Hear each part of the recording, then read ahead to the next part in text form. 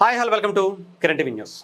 పవన్ కళ్యాణ్ గారి పరిపాలన గురించి నేను మార్క్ చేసి పెట్టుకోండి. ఈరోజు మాట్లాడుతున్న పవన్ కళ్యాణ్ గారు ఇప్పటికి అధికారంలోకి వచ్చి దాదాపు 18 నుంచి 20 నెలలైంది.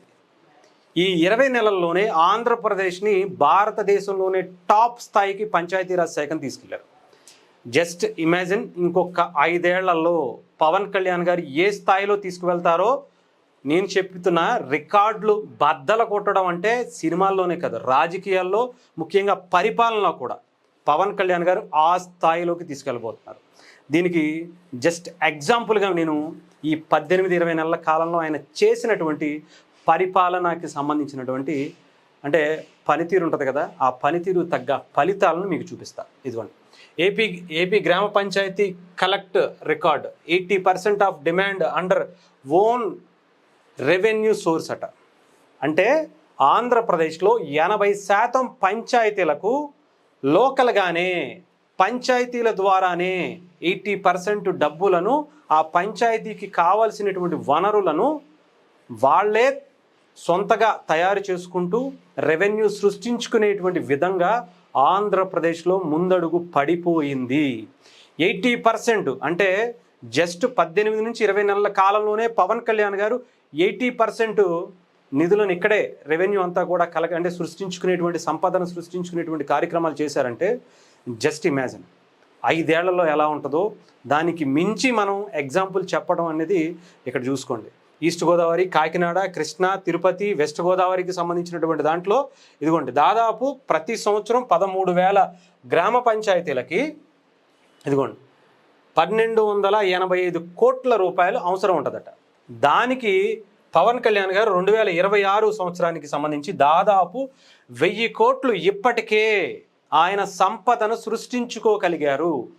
కేంద్రం నుంచో రాష్ట్రం నుంచో లేదంటే వేరే సపరేట్ నిధులని ఆయన దుర్వినియోగం చేయకుండా, అంటే వేరే వాటికి వాడకుండా పంచాయతీకి సంబంధించి ఇవ్వాల్సినవి వాళ్ళకి పూర్తి స్థాయిగా ఇవ్వటం కోసం సంపద సృష్టిస్తున్నటువంటి గొప్ప వ్యక్తిగా మనం పవన్ కళ్యాణ్ గారిని చూడాలి.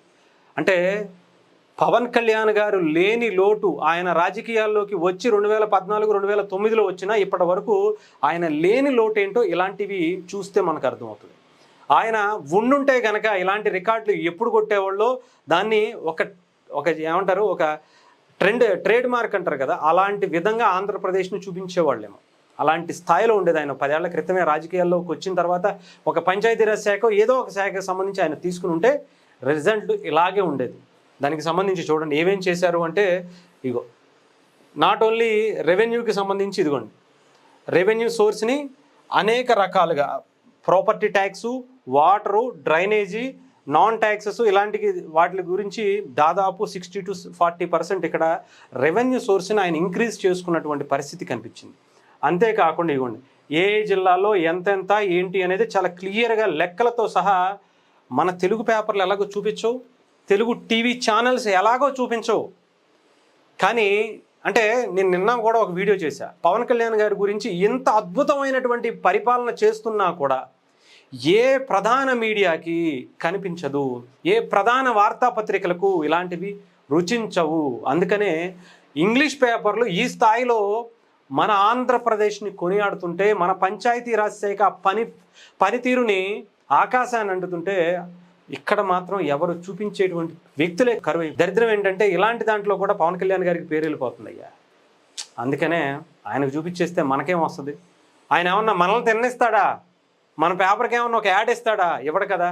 మనకు అనవసరం అలాంటి. ఇక్కడ ప్రజలకు ఏదో మంచి జరిగితే మనకేంటయ్యా, మనకి కదా జరగాల్సింది అనేటువంటి పేపర్లు, టీవీ ఛానళ్ళు ఉన్నాయి. అందుకనే పట్టించుకోరు. కానీ జనసేనకి మాత్రం అలాంటి వాళ్ళే బాగా దగ్గర పెట్టుకుంటారు. వాళ్ళు ఏమి చూడకపోయినా వాళ్ళే మాత్రం దగ్గర పెట్టుకుంటారు. మనలాంటి వాళ్ళు మాత్రం సరిగ్గా దూరంగానే ఉంచుతున్నటువంటి పరిస్థితి అయితే కనిపిస్తుంది. ఏదేమైనా కానీ ఇక్కడ బాధ్యతగా చూపిస్తాం. పవన్ కళ్యాణ్ గారు చేసేటువంటి పరిపాలనని, పనితీరుని డెఫినెట్గా ప్రజల్లోకి తీసుకువెళ్ళాలి. ఎందుకంటే ఆయన చేస్తున్నటువంటి గొప్ప పనులు కనీసం ఒకరికి తెలిసినా, నేను ప్రతిసారి చెప్తాను, ఇంకొకరికి తెలిసినా సరే వాళ్ళు కూడా స్వతహాగా ఇలాంటి కార్యక్రమం ఏదో ఒకటి చేస్తే అద్భుతాలు వస్తాయి. ఒక్కళ్ళన్నా ఇన్స్పైర్ అవ్వకపోతారా అనేదే మా ఆలోచన, మా అభిప్రాయం కూడా. దానికి తగ్గట్టుగానే ఇక్కడ చూసుకోవచ్చు.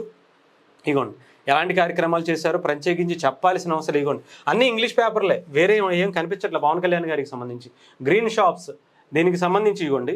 ఇగో గ్రీన్ షాప్స్ అంటే ఏమిటి? గ్రీన్ షాప్ నందు పొడి వ్యర్థాలను ప్రజల నుంచి సేకరించి వాటికి బదులుగా సరుకులు, నిత్యావసర వస్తువులు ఇచ్చే కేంద్రంగా ఇది పరిశుభ్రతను, సుస్థిరతను ప్రోత్సహిస్తుంది.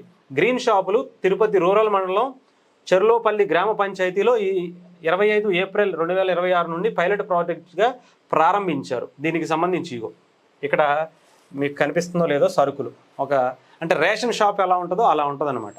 అక్కడ ఇంట్లో పుస్తకాలు కానీ, ప్లాస్టిక్ వస్తువులు కానీ, స్టీలు, ఐరన్, ఇంకొకటి ఏదైనా సరే అక్కడ తీసుకెళ్ళి దానికి తగ్గట్టుగా నిత్యావసర వస్తువులు తీసుకురావచ్చు.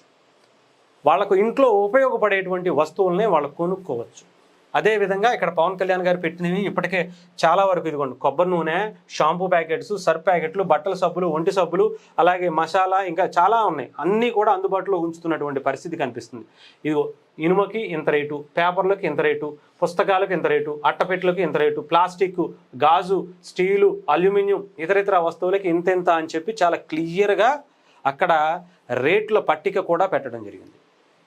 ఇలాంటివి చేస్తున్నారు కాబట్టి ఆంధ్రప్రదేశ్ పంచాయతీరాజ్ శాఖలో అద్భుతాలు సృష్టించగలుగుతున్నారు పవన్ కళ్యాణ్ గారు. ఇలాంటి వీడియోలు మాత్రం ఎవ్వడు చూపించడు, ఎవరు చేయరు. ఎందుకంటే పవన్ కళ్యాణ్ గారికి పేరు వెళ్ళిపోద్దిగా. పవన్ కళ్యాణ్ గారికి పేరు వెళ్ళిపోతే మరి రాష్ట్రానికి వచ్చిన ముఖ్యంగా రాజకీయ పార్టీలకి, మిగతా పేపర్లకి, టీవీ ఛానల్స్కి ఇది పనిచేయదు, ఇది రాదు కదా. అందుకని పవన్ కళ్యాణ్ గారు వాటికి పెట్టుకుని ఏదేదో ప్రజలకు పెట్టుకుందాం అయ్యా. వాళ్ళకి ఒక యాడ్ ఇచ్చే కొన్ని లక్షలు పెట్టి యాడ్ ఇస్తే ఎవరికేం వస్తుంది? అదేదో ప్రజలకు పెట్టుకుందాం, ఇలాంటి కార్యక్రమాలు చేద్దాం అని చెప్పి వాళ్ళకి ఇవ్వడానికి చూసుకుంటున్నారు పవన్ కళ్యాణ్ గారు. వాళ్ళకి అంటే పంచాయతీలకు వాళ్ళే రెవెన్యూ సోర్స్ని సృష్టించుకోగలగటం ఒక గొప్ప గ్రామ స్వరాజ్యం అని చెప్పాలి. ఇక్కడ రాష్ట్రం మీదో కేంద్రం మీదో ఆధారపడకుండా ప్రతి పంచాయతీ తిరిగి రాష్ట్ర ప్రభుత్వానికి, కేంద్ర ప్రభుత్వానికి తిరిగి ఇచ్చే స్థాయిలో పంచాయతీలు నిలబెట్టడమే పవన్ కళ్యాణ్ గారి గురించి మనం ప్రత్యేకంగా చెప్పుకోవాల్సింది. ఆ స్థాయికి తీసుకువెళ్తున్నారు. నేను అందుకనే చెప్తున్నా, మొదట్లో చెప్పాను, 5 ఏళ్లలో మీరు ఊహించరు అలాంటి స్థాయికి ఆంధ్రప్రదేశ్ పంచాయతీరాజ్ శాఖని ఆయన తీసుకున్నటువంటి శాఖల్ని ఆ రేంజ్లో తీసుకెళ్ళి ఒక బెంచ్ మార్క్ సెట్ చేసి పెడతారు. ఆ తర్వాత ఎవరు వచ్చినా సరే సచ్చినట్టు చేయాల్సిందే. చెయ్యకపోతే జనాలు ఊరుకునేటువంటి పరిస్థితి లేదు. ఆ రేంజ్లో ఉంటుంది. ఆయన ఉన్నా లేకపోయినా ఆయన తీసుకొచ్చినటువంటి కొత్త సంస్కరణలన్నీ కూడా కంటిన్యూ అయ్యి తీరాల్సింది. ఆ రేంజ్లో ఉంటుంది ఆయన పరిపాలన. ఎవరు వదులుకుంటారు చెప్పండి?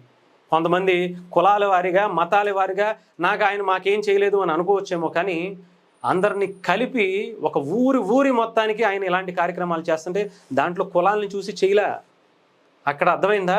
కొంతమంది కాపులు పవన్ కళ్యాణ్ గారికి వ్యతిరేకంగా అయిపోయారని ఒక మీడియా వర్గం, ఒక రాజకీయ పార్టీ సృష్టించాలనేటువంటి ప్రయత్నాలు చేస్తుంది. కానీ ఇలాంటివి చేస్తే ఎవరు వదులుకుంటారు చెప్పండి పవన్ కళ్యాణ్ గారిని? మనిషి అన్నోడు ఎవడన్నా వదులుకుంటాడు? చెప్పాలంటే జీవించేటువంటి ప్రతి జీవి కూడా పవన్ కళ్యాణ్ గారు కావాలని కోరుకుంటుంది, ప్రకృతి కోరుకుంటుంది. అలాంటి రేంజ్లో పవన్ కళ్యాణ్ గారి కార్యక్రమాలు చేస్తున్నారు.